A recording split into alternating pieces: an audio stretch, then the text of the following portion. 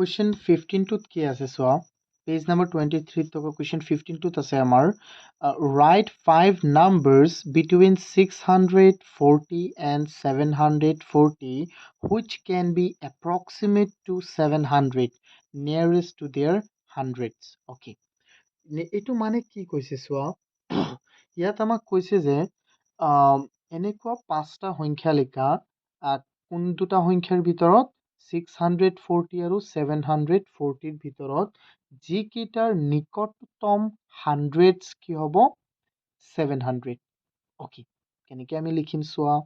এই পাঁচটা সংখ্যা আমি কেনেকৈ উলিয়াম চোৱা অকণমান তোমালোকক চোৱা কুৱেশ্যনটো কেইনং আছিলে আমাৰ 15 হয় নহয় চোৱা 15 সলিউশ্যন ইয়াত যে আমাক কৈছে সংখ্যাটো কিহৰ ভিতৰত হ'ব লাগিব 640 to 740 ভিতৰত হ'ব লাগিব তেন্তে আকৌ ইয়াত এইটো এই দুটাৰ নিকট এই পাঁচটা সংখ্যাৰ নিকটতম সংখ্যাটো কিমান হ'ব লাগিব 700 তেন্তে 700 হ'বলৈ এই 650তকৈ বেছি হ'ব লাগিব ন নাই আৰু 740তকৈ কম হ'ব লাগিব তেন্তে সিহঁতৰ হাণ্ড্ৰেডছ কি হ'ব তেন্তে সিহঁতৰ হাণ্ড্ৰেডছ হ'ব 700 যেনে মই এটা সংখ্যা লওঁ ধৰি লোৱা সংখ্যাকেইটা মই ল'লোঁ let's take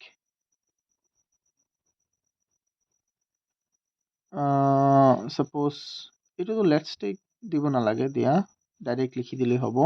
ধৰি লোৱা ইহঁত দুটাৰ ভিতৰত মই কি কৈছোঁ 650তকৈ বেছি হ'ব লাগিব 660 ল'লোঁ মই 660 ল'লোঁ তেন্তে 660ত কেনেকৈ দিব পাৰিবা চোৱা 660ত তুমি 660ক লিখিব পাৰিবা 660ক তুমি এইটো তোমালোকে এনচাৰত নিলিখিবা এইটোক লিখিব পাৰিবা 600 প্লাছ 60 যেহেতু হাণ্ড্ৰেডছ নিয়াৰেষ্ট হাণ্ড্ৰেড চলাব লাগে হয় নহয় হাণ্ড্ৰেড চলে আমি 50 লগত তুলনা কৰোঁ তেন্তে 50তকৈ ডাঙৰ নে সৰু ডাঙৰ হ'লে ইয়াত 100 যোগ কৰি দিব অৰ্থাৎ কিমান হ'ব 700 তেন্তে চোৱা এইটোতকৈ যিমানেই ডাঙৰ লোৱা এইটো ল'ব পাৰিবা এইটো ল'ব পাৰিবা এইটো ল'ব পাৰিবা বা আৰু ইয়াতকৈ এটা কম লৈ লোৱা না 710 ল'ব পাৰিবা এণ্ড আৰু এটা যিকোনো দি দিয়া 740তকৈ কম যিকোনো এটা চ' মই তোমালোকক কওঁ 650তকৈ ডাঙৰ আৰু 740তকৈ সৰু যিকোনো লোৱা হৈ যাব ধৰি লোৱা 733 এটা ল'লেই হ'ল এইকেইটা পাঁচটা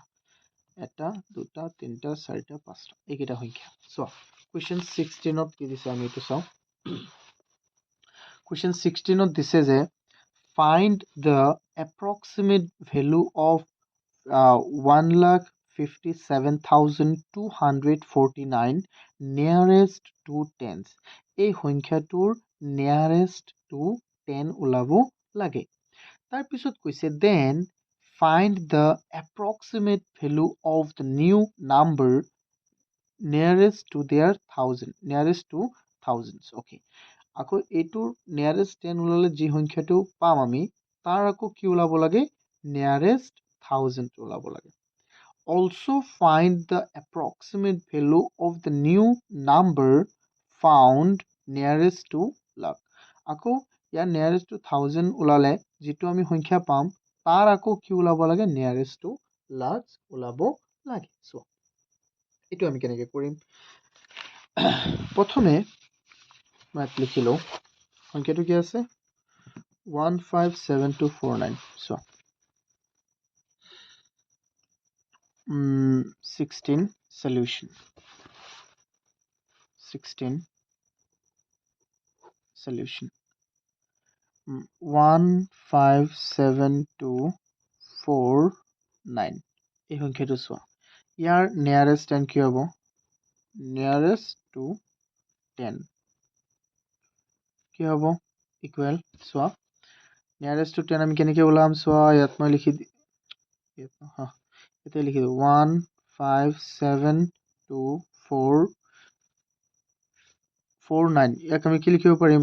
1,57,240 প্লাছ 9 9 টো নিয়াৰেষ্ট 10 ওলাব লাগে তেন্তে 5 ৰ লগত আমি কম্পেয়াৰ কৰিম 9 টো 5 তকৈ ডাঙৰ নে সৰু যে ডাঙৰ হ'লে ইয়াৰ লগত 10 যোগ কৰি দিয়া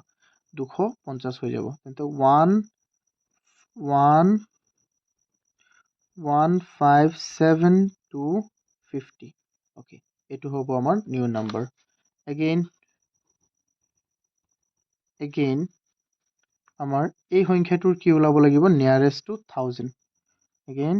1,57250 nearest to 1000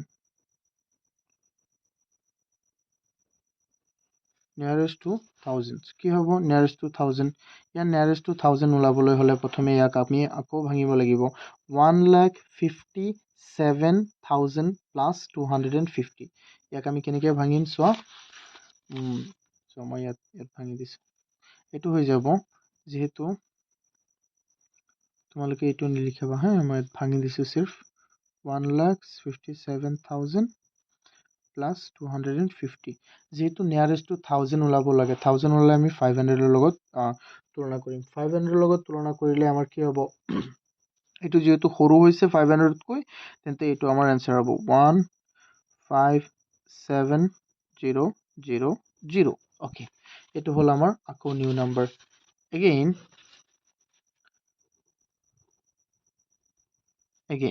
ইয়াৰ আমি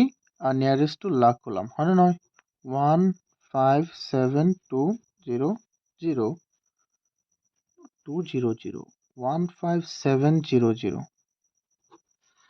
1,570,000 nearest to lakh কিমান ওলাবলে nearest to lakh ন lakh ইকুৱেল কি হ'ব চোৱা ইয়াৰ লাখ ওলাবলৈ হ'লে আমি কি কৰিব লাগিব এইটোৰ 1 lakh